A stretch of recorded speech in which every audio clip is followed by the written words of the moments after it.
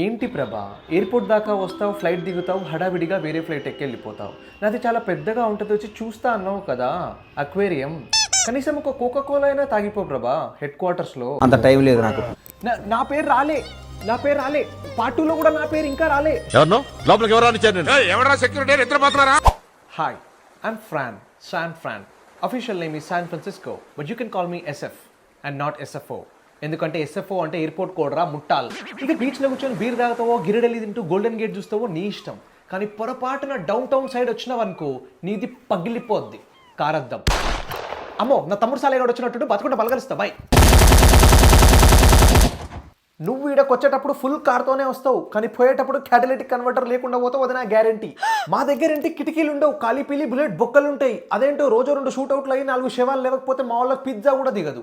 ఇక చాలా పరని జోకులు, మేం నీకన్నా పెద్ద ఎరిపోకులు, మా ఇళ్ళకి రెంటులు తక్కువ, ఈడ క్రైమ్ రేట్ మీకంటే ఎక్కువ.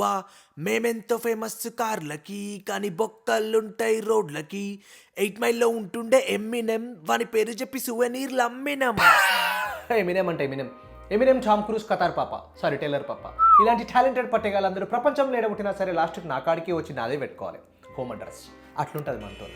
ఏంది, ఆఫీస్ నుంచి ఇంటికి పోతుంటే ఫ్రీవే పైన ట్రాఫిక్ జామ్ అయ్యి గంట సేపు టైం వేస్ట్ అవుతుందా?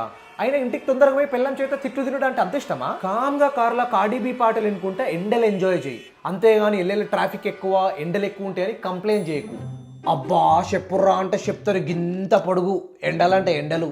ఆడెవడో డాలస్లో ఎండలు ఎక్కువ ఉన్నాయని ప్రూవ్ చేయడానికి రోడ్డు మీద ఆమ్లెట్ వేసిండంటే ఆమ్లెట్. ఆడు కనుక ఈడికి వస్తే వాడు వేసిన గుడ్డ ఆమ్లెట్ అవడేమో కానీ వాని గుడ్లు బార్బిక్యూ అయితే బార్బిక్యూ. సారీ ఫ్రెండ్స్, నా పేరు రాలేనో బాలేనో కాదు, ఇప్పుడే చార్లెట్ అన్న చెప్తే తెలుసుకున్నా. It's actually rally. అయితే వెళ్ళి